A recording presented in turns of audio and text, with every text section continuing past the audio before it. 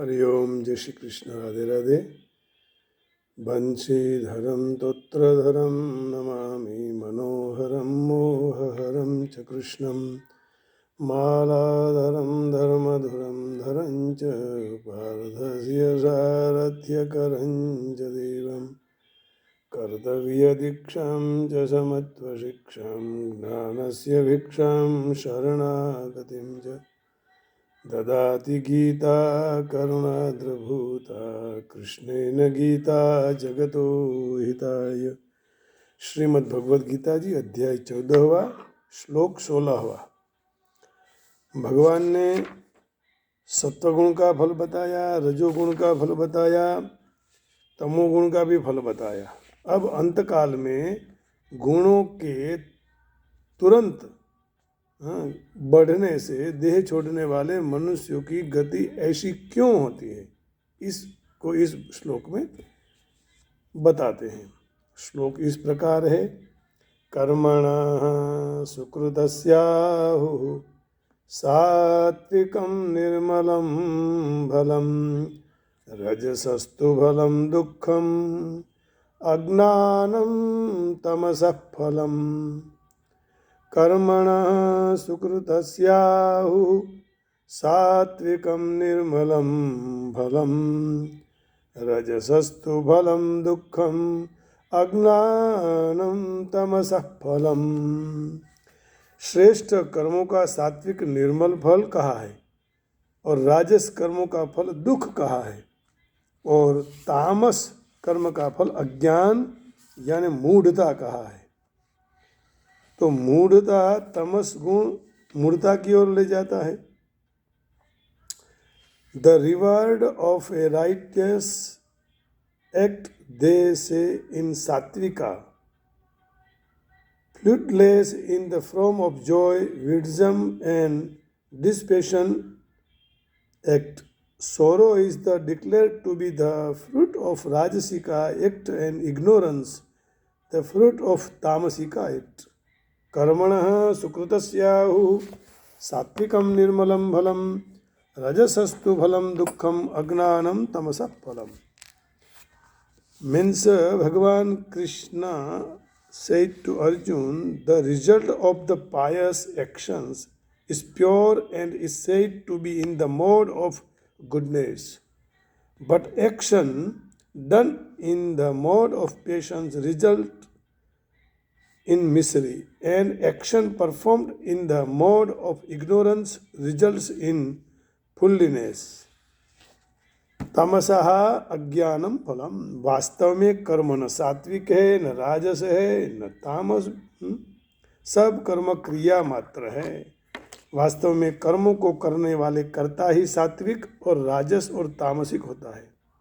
सात्विक कर्ता के द्वारा किया हुआ कर्म सात्विक, राजस कर्ता के द्वारा किया हुआ कर्म राजस, और तामस कर्ता के द्वारा किया हुआ कर्म तामस कहा जाता है। कर्म न कोई सात्विक है, कर्म न कोई राजसिक है, कर्म न कोई तामसिक है। कर्मणः सुकृतस्याहुः सात्विकं निर्मलं फलम्। सत्वगुण का स्वरूप निर्मल, स्वच्छ और निर्विकार है। इसलिए सत्वगुण वाला कर्ता जो कर्म करेगा वो कर्म सात्विक होगा, क्योंकि कर्म कर्ता का रूप है। यह सात्विक कर्म के फल के रूप में जो परिस्थिति होगी वह शुद्ध और निर्मल और सुखदायी होगी। फलेच्छा रहित होकर कर्म करने से जहाँ तक सत्वगुण के साथ कर्ता का संबंध रहता है वहाँ तक सात्विक कर्ता संज्ञा होती है, वहाँ तक उसके कर्म का फल बनता है। परंतु जब गुण के साथ सर्वथा संबंध विच्छेद हो जाए तब उसकी सात्विक कर्ता संज्ञा नहीं होती है। उसके द्वारा किए हुए कर्म का फल भी नहीं होता है, परंतु उसके द्वारा कर्म भी अकर्म बन जाता है। श्रीमद् भगवद गीता जी में 3 प्रकार के कर्म बताए, कर्म, अकर्म, विकर्म। रजसस्तु फलम दुःखम। रजोगुण का स्वरूप रागात्मक है, इसीलिए राग वाले कर्ता द्वारा जो कर्म होगा वह कर्म राजस ही होगा, और राजस फल का भोग होगा। कर्म का फल भी राजस, तात्पर्य यही हुआ कि राजस कर्म से पदार्थों का भोग होगा और शरीर में सुख और आराम का भोग होगा और संसार में सादर सत्कार आदि का भोग होगा और मरने के बाद स्वर्ग आदि लोकों के भोगों की प्राप्ति होगी। परंतु जितने भी संबंध जन्य भोग हैं वह तमाम दुख के कारण है। ये ही संस्पर्शजा भोगा दुःखयो नयेवते। भगवान 5वें अध्याय के 22वें श्लोक में कहते हैं, ये ही संस्पर्शजा भोगा दुःखयो नयेवते। ये जितने भी भोग हैं संस्पर्श सब दुख देने वाले हैं। आद्यवन्तः कौन्तेय न तेषु रमते बुधः। क्योंकि जो इंद्रियों और विषयों के संयोग से उत्पन्न होते भोग सुख है वह आदि अंत वाले और दुख के हेतु है। कोई भी सुख आप देख लीजिए, in beginning we are feel the happiness but after we feel bad. दुख ही होता है। इसलिए हे कुंती नंदन, विवेकशील मनुष्य उसमें रमण नहीं करता है तो सुख में ही पड़े रहेंगे, भोग में पड़े रहेंगे, तो फिर परमात्मा की प्राप्ति नहीं होगी। विवेक प्राप्त करना होगा। ये ही संस्पर्शजा भोगा दुःखयो नयेवते आद्यन्तवन्तः कौन्तेय न तेषु रमते बुधः। फिर पंडित लोग वहाँ से दूर हो जाते हैं, अर्थात जन्म मरण देने वाले हैं। इसलिए इस दृष्टि से भगवान ने यहाँ राजस कर्म का फल दुख ही कहा है। रजोगुण से 2 चीज उत्पन्न होती है, पाप और दुख। रजोगुण से मनुष्य वर्तमान में पाप करता है और परिणाम में पाप का फल दुख भोगना पड़ता है। 3 अध्याय के 36वें श्लोक में अर्जुन के द्वारा मनुष्य न इच्छते हुए भी पाप कर्म करता है। 3 अध्याय के 36वें श्लोक में देखिए कि कोई भी मनुष्य पाप करने को नहीं इच्छता है लेकिन पाप हो जाता है उससे। ये क्यों होता है? तो यहाँ इसकी स्पष्टता 3 अध्याय में बताई है। हम उसी की चर्चा करेंगे कि कैसे ये होता है।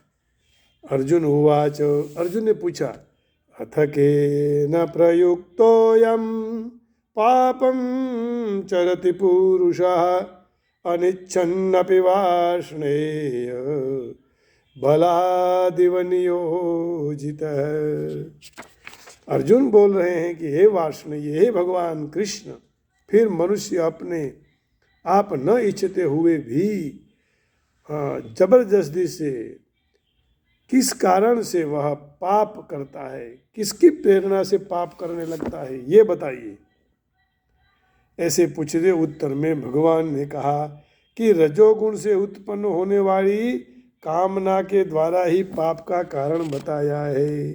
श्री भगवान उवाच, काम एष क्रोध एष रजोगुण समुद्भवः महाशनो महापाप्मा विद्येन मिह वैरिणम। रजोगुण में से उत्पन्न यह काम अर्थात कामना ही पाप का कारण है और काम ही क्रोध में रूपांतर होता है। ज़्यादा खाने वाला महापापी, और इस बाबत में तो इसको वेरी माने शत्रु जानो। तो कामना ही पाप का मूल कारण है और परिणाम में तो वह पापों का फल दुख भोगना पड़ता है। तो अज्ञानम तमसः फलम, तमोगुण का स्वरूप मोह रूप है, इसलिए मोह वाला तामस करता परिणाम हिंसा हानि और सामर्थ्य को न देखकर मूढ़ता पूर्वक जो कुछ भी कर्म करे वह कर्म तामस होगा और वह तामस कर्म का फल अज्ञान अर्थात मूढ़ योनि प्राप्त होगी। मूढ़ योनि माने पशु योनि।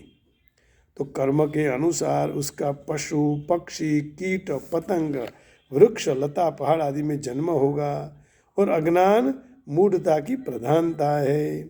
तो इस श्लोक का निष्कर्ष यही हुआ कि सात्विक पुरुष के सामने कैसी भी परिस्थिति आ जाए परंतु उसमें उसको दुख नहीं हो सकता है। राजस पुरुष के सामने कभी भी परिस्थिति आ जाए तो उसको उसमें सुख नहीं हो पाता। तामस पुरुष के सामने ऐसी परिस्थिति आ जाए तो परंतु उसमें उसका विवेक जागृत नहीं हो सकता है, परंतु उसमें मूढ़ता ही रहती है। तो मनुष्य का उद्धार होने की संभावना है राजसी होते हुए भी। गुण भाव और परिस्थिति तो कर्म के अनुसार ही बनते हैं। जहाँ तक गुण भाव और कर्मों के साथ संबंध रहता है वहाँ तक मनुष्य कोई भी परिस्थिति में सुखी नहीं हो सकता है। जब गुण और कर्मों के साथ संबंध नहीं रहता तब मनुष्य कोई भी परिस्थिति में कभी भी दुखी नहीं हो सकता और बंधन में भी नहीं पड़ता। जन्म होने में अंतकाल का चिंतन मुख्य होता है और वह चिंतन में मूल गुणों की वृद्धि होती है। गुणों की वृद्धि कर्मों के अनुसार है। तात्पर्य यही हुआ कि मनुष्य का जैसा भाव और गुण होगा वैसा कर्म करेगा और उसका भाव ऐसे दृढ़ होगा, है ना। तो सबसे पहले गुणों की वृद्धि कर्मों के अनुसार और मनुष्य का जैसा भाव वैसा गुण और वैसा कर्म, और वैसा कर्म करेगा तो भाव दृढ़ होगा और उसकी भावना के अनुसार अंतिम चिंतन होगा। इसलिए आगे जन्मों में होने वाले अंतकाल का चिंतन मुख्य है। चिंतन के मूल में भाव और भाव के मूल में कर्म है। इस दृष्टि से गति होने में अंतिम चिंतन भाव गुण कर्म 3 कारण है ना। यहाँ फिर बता दिया रास्ता। सबसे पहले क्या आया? अंतिम चिंतन, भाव माने गुण और कर्म। तो रजोगुण का स्वरूप राग है और राग के कारण ही दुख होता है। रजसस्तु फलम दुखम अज्ञानम तमसः फलम। तो सारे दुख और पाप राग के कारण ही होते हैं और राग के कारण काम पैदा होता है। काम एष क्रोध एष रजोगुण समुद्भवः। अज्ञानम तमसः फलम। तमोगुण ज्ञान प्रकाश विवेक होने नहीं देता है, क्योंकि तमोगुण अज्ञान से उत्पन्न करने वाला अज्ञान से उत्पन्न होने वाला है। अज्ञान को उत्पन्न करने वाला और अज्ञान से उत्पन्न होने वाला। इसी अध्याय के 8वें और 17वें श्लोक में सत्वात् संजायते ज्ञानम रजसो लोभ एव च प्रमादमोहौ तमसो भवतो ज्ञानमेव च। सत्वगुण उसमें ज्ञान, रजोगुण से लोभ और उत्पन्न होता है और तमोगुण से प्रमाद और मोह और अज्ञान भी उत्पन्न होता है। तमस्त्वज्ञानजं विद्धि मोहनम सर्वदेहिनम प्रमादालस्य निद्राभिस्तन्निबध्नाति भारत। और हे भरतवंश अर्जुन, सब देहधारियों को मोहित करने वाले तमोगुण को तो अज्ञान में से उत्पन्न हुआ जान, और यह जीवात्मा को प्रमाद, आलस और निद्रा के द्वारा शरीर के साथ अपने संबंध मानने वाले को बांध देता है। अभी देखिए इसी श्लोक में कहा भगवान ने, पूर्व श्लोक में भगवान ने गुणों की तुरंत बढ़ने वाली वृत्तियाँ વધते ही गति होती है और उनके मूल में सात्विक, राजस और तामस कर्म बताए। अब सात्विक, राजस, तामस कर्मों के मूल में गुणों को बताने के लिए भगवान ने आगे के श्लोक में कहा। क्या कहा? सत्वात् संजायते ज्ञानम रजसो लोभ एव च प्रमादमोहौ तमसो भवतो ज्ञानमेव च। सत्वगुण में ज्ञान, रजोगुण में से लोभ और तमोगुण से प्रमाद और मोह, अज्ञान उत्पन्न होते हैं। Wisdom follows from sattva and greed undoubtedly from rajasa. Likewise, obstinate error, stupor and also ignorance ensue from tamasa. देखिए इसमें और स्पष्टता हो जाएगी क्योंकि इसकी भाषा थोड़ी सरल है। From the mode of goodness, real knowledge develops. From the mode of patience, greed develops. And from the mode of ignorance, develop foolishness, madness, and illusion. अब देखिए, सत्व गुण से ज्ञान होता है, अच्छे और बुरे कर्मों का विवेक होता है, और इस विवेक से मनुष्य सुकृत सत्कर्म करते हैं। तो सुकृत कर्मों का फल सात्विक और निर्मल होता है। रजसो लोभ रजोगुण से लोभ पैदा होता है, और लोभ के कारण मनुष्य जो कर्म करते हैं वह कर्मों का फल भी दुखदायक होता है। जितना मिला उसमें वृद्धि हो, ऐसी इच्छा का नाम लोभ है। लोभ के दो स्वरूप हैं, उचित खर्च न करना और अनुचित रीति से संग्रह करना। दो बातें आई इसमें। उचित कर्मों में धन का खर्च न करने से, ऐसे खर्च से युक्तिपूर्वक बच जाने से मनुष्य के मन में अशांति और खलबलाहट होता है, खलबली मच जाती है। अनुचित रीति से अर्थात झूठ कपट आदि से धन का संग्रह करने से पाप होता है, जिससे नरकों में और 84 लाख योनि में दुख भोगना पड़ता है। इस दृष्टि से राजस कर्मों का फल दुख होता है। प्रमाद मोह तमसो भवतो ज्ञानमेव च। तमोगुण से प्रमाद, मोह और अज्ञान पैदा होता है, और तीनों बुद्धि में प्रवेश करे तो विवेक विरुद्ध काम करेंगे, जिससे अज्ञान बढ़ता है और दृढ़ हो जाता है। 18वें अध्याय के 32वें श्लोक में भगवान इसकी पुष्टि कर रहे हैं। अधर्मम धर्ममिति या मन्यते तमसा वृता सर्वार्थान विपरीतांश्च बुद्धिस्सा पार्थ तामसी। हे पार्थ, तमोगुण से घिरी हुई जो बुद्धि अधर्म को धर्म है ऐसा मान लेती है और सारे पदार्थों को उल्टा मानती है, वह बुद्धि तामसी है। यहाँ तो तमोगुण से अज्ञान पैदा होता है, और कहा भी है कि इसी अध्याय के 8वें श्लोक में अज्ञान से तमोगुण पैदा होता है। इसका तात्पर्य यही हुआ कि जिस तरह वृक्ष से बीज उत्पन्न होता है और बीज से आगे कई वृक्ष पैदा हो जाते हैं, उसी तरह तमोगुण से अज्ञान पैदा होता है और अज्ञान से तमोगुण बढ़ता है, पुष्ट होता है। पहले 8वें श्लोक में भगवान ने प्रमाद, आलस और निद्रा ये 3 तो बताए, परंतु 13वें श्लोक में यहाँ प्रमाद तो बताया परंतु निद्रा नहीं बताई। इससे सिद्ध होता है कि आवश्यक निद्रा तमोगुणी नहीं है, निषिद्ध भी नहीं है, बंधन कारक भी नहीं है, क्योंकि शरीर के लिए आवश्यक निद्रा तो सात्विक पुरुष को भी आती है, सोना तो सबको पड़ता है। गुणातीत पुरुष को भी वास्तव में अधिक निद्रा ही बंधन कारक और निषिद्ध और तमोगुणी है, क्योंकि अधिक निद्रा से शरीर में आलस आता है, पड़े रहने का मन होता है और समय बहुत ही बर्बाद हो जाता है।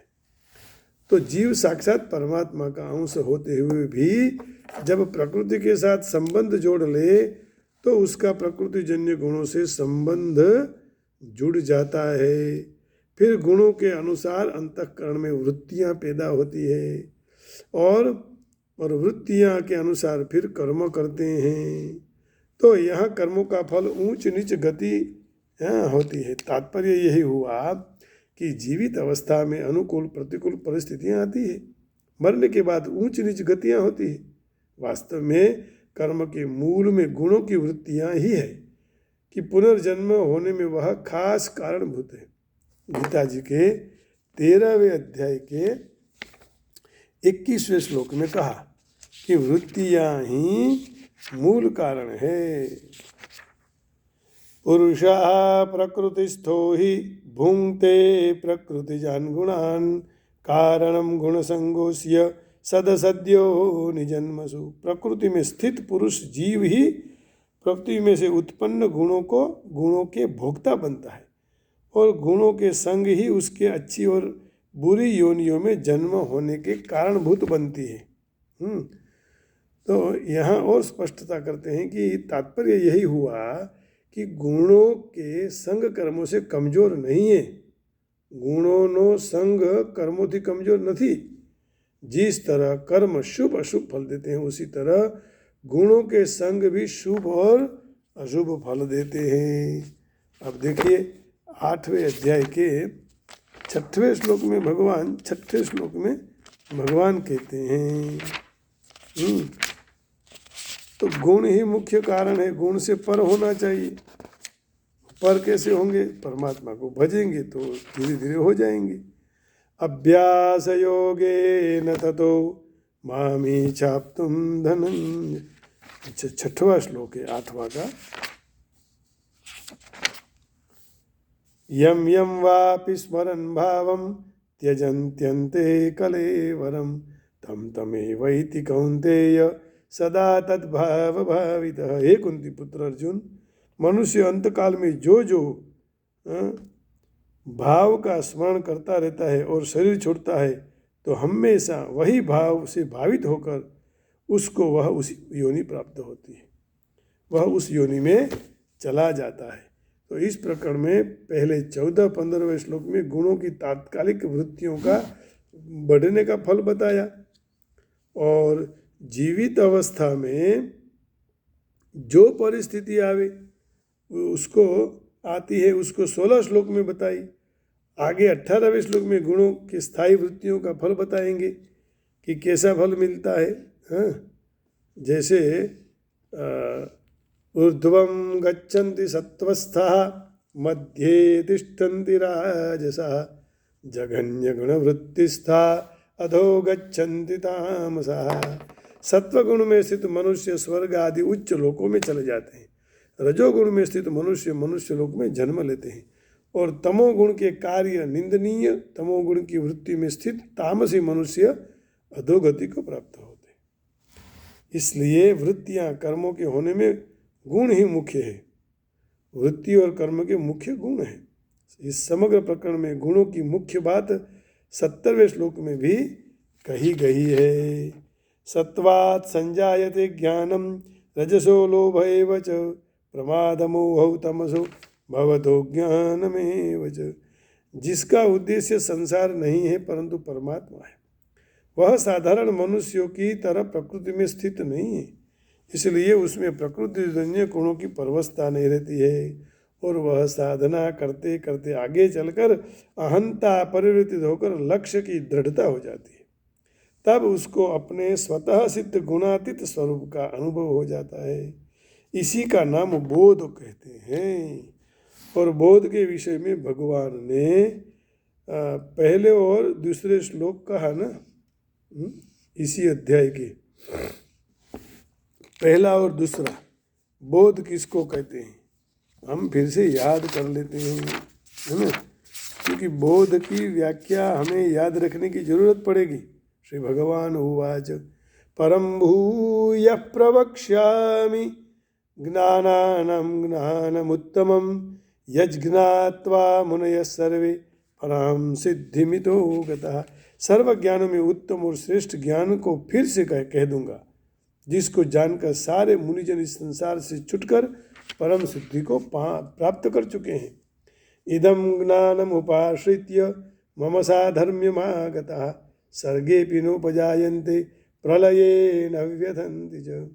और इस ज्ञान के आश्रय जो मनुष्य मेरी सधर्मता को प्राप्त कर चुके हैं, वह सृष्टि के आरंभ में फिर से जन्म नहीं लेते हैं, और अंत काल में प्रलय काल में वह व्याकुल भी नहीं होते हैं।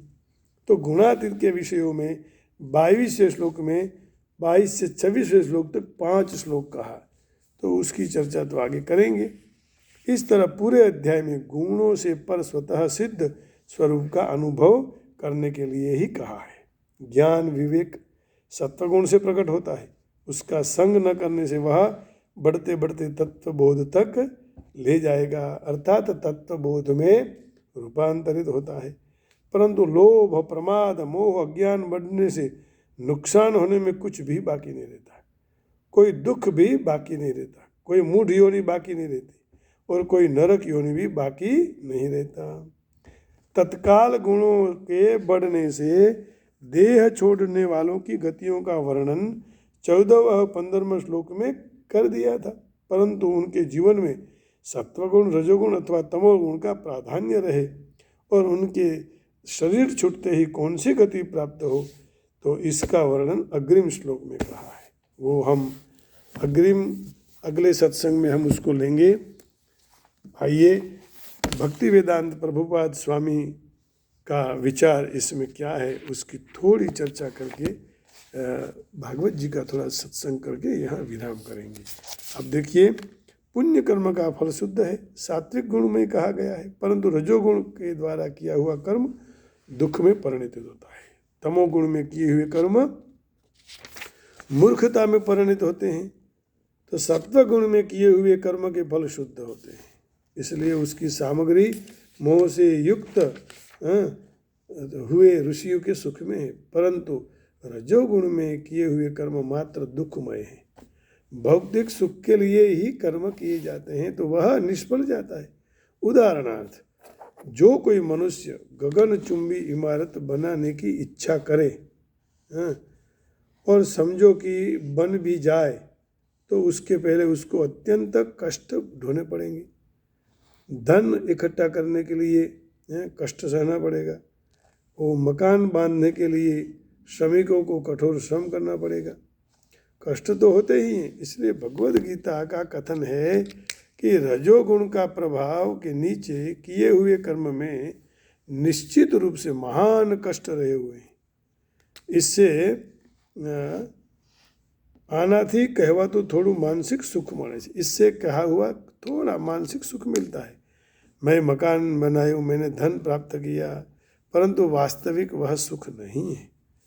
तमोगुण के विषय कहेंगे तो कर्ता में ज्ञान नहीं होता है, इसलिए उसके सर्व कर्म तुरंत दुख में परिणित हो जाते हैं कर्ता, और फिर वह पशु योनि को प्राप्त करता है और पशु जीवन हमेशा के लिए दुखी है।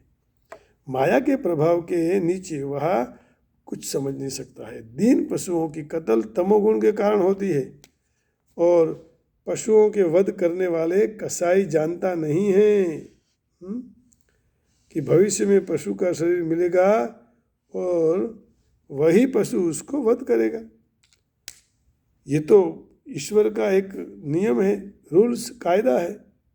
मनुष्य समाज में जो कोई व्यक्ति अन्य मनुष्य की हत्या करे तो वह व्यक्ति को फांसी देते हैं, राज्य का कायदा है।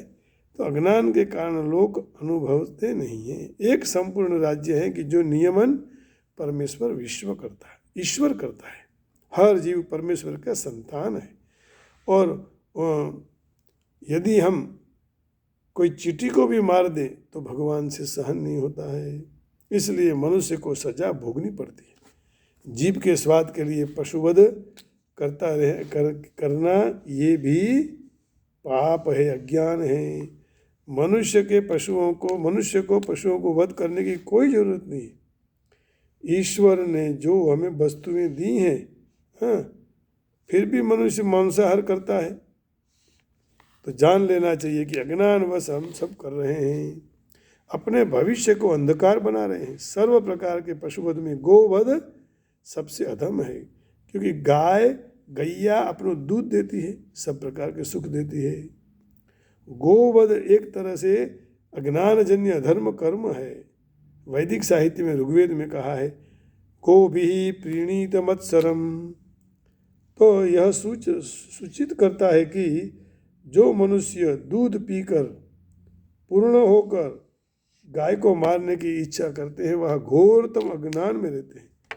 वैदिक ग्रंथ में भी इस तरह प्रार्थना की है, नमो ब्रह्मण्य देवाय गो ब्राह्मण हिताय च जगद्धिताय कृष्णाय गोविंदाय नमो नमः। हे प्रभु, आप गैया और ब्राह्मणों के शुभेच्छक हो और आप ही समस्त मनुष्य समाज तथा समग्र विश्व के शुभेच्छक हैं। तात्पर्य यही हुआ कि इस श्लोक में गाय और ब्राह्मण को पूरा रक्षण देने का उल्लेख किया है। ब्राह्मण आध्यात्मिक शिक्षण के प्रतीक हैं और गैया सर्वाधिक महत्वपूर्ण खाद्य पदार्थ की प्रतीक है। सब कुछ हमें देती है गैया, और गाय के छान से, गोबर से तो अनाज होता था, आज सब हम भूल गए हैं। गैया और ब्राह्मणों का पूरा रक्षण होना चाहिए। ऐसे सभ्यता की सच्ची प्रगति है। आधुनिक मानव समाज में आध्यात्मिक शिक्षण की उपेक्षा होती है। गोवध को प्रोत्साहन देते हैं, तो समझना चाहिए कि समाज गलत दिशा में जा रहा है, खुद का विनाश के लिए मार्ग बड़ा कर रहा है। तो सभ्यता और अपने को नागरिक को आते जन्म में पशु होने का मार्गदर्शन दे रहे हैं, तो वह एक ठीक तरह से सभ्यता नहीं है। बेशक सांप्रत मानव सभ्यता रजोगुण और तमोगुण के प्रभाव के नीचे गैर मार्ग माने अयोग्य मार्ग पर जा रहे हैं। तो यह युग अत्यंत कष्ट भरा हुआ है, जोखम भरेलो है। यहाँ सब राष्ट्रों को कृष्ण परायण होना चाहिए, तो वहाँ गैया का वध न हो। मोदी जी अब आए थे तो कहा कि अमेरिका में भी एक दिन, मैं दिन भूल गया, बुधवार या कुछ, उस दिन मानवता को बचाने के लिए अब अमेरिका में भी उस दिन मांस नहीं खाया जाएगा संसद भवन में। तो ऐसा करेंगे तो मानवता महानतम आपत्ति में से बच जाएगी। अब देखिए, कुदरत रूठी है तो कितना कष्ट होता है, कभी कभी बारिश, कभी ठंडी, कभी बाढ़, क्या क्या न होता है। सारे भारत विश्व में पूरा वातावरण ही बदल चुका है। तो यदि हम अभी भी नहीं जागेंगे तो अंत में तो कष्ट कष्ट ही है। गोविंद मेरो है, गोपाल मेरो है, श्री बांके बिहारी नंद लाल मेरो है। गोविंद मेरो है, गोपाल मेरो है, श्री बांके बिहारी नंद लाल मेरो है। इन सब दुखों की मुक्ति का एक ही उपाय है, भज गोविंदम भज गोविंदम भज गोविंदम मोरमते प्राप्ते सन्निधे नई नई रक्षति दुर्गुह्यकरणे। भज गोविंदम गोविंदम भज मूढ़मते प्राप्ते सन्निधे मरण नहीं नहीं रक्षत दुर्गुह्यकरणे। भज गोविंदम गोविंदम गोविंदम भज मूढ़मते। कृष्ण कन्हैया लाल की जय। आप सबके हृदय में बैठे हुए भगवान नंद नंदन कृष्णचंद्र को प्रणाम करके वाणी को विराम देता हूँ। जय श्री कृष्ण, राधे राधे, हरिओम, ओम नमः शिवाय। जय वेंकटेशा, जय गणेशा, जय जगदम्ब, जय जगदम्ब, जय योगेश्वर, बांके बिहारी लाल की जय। श्री बरसाने वाली की जय, योगेश्वर भगवान की।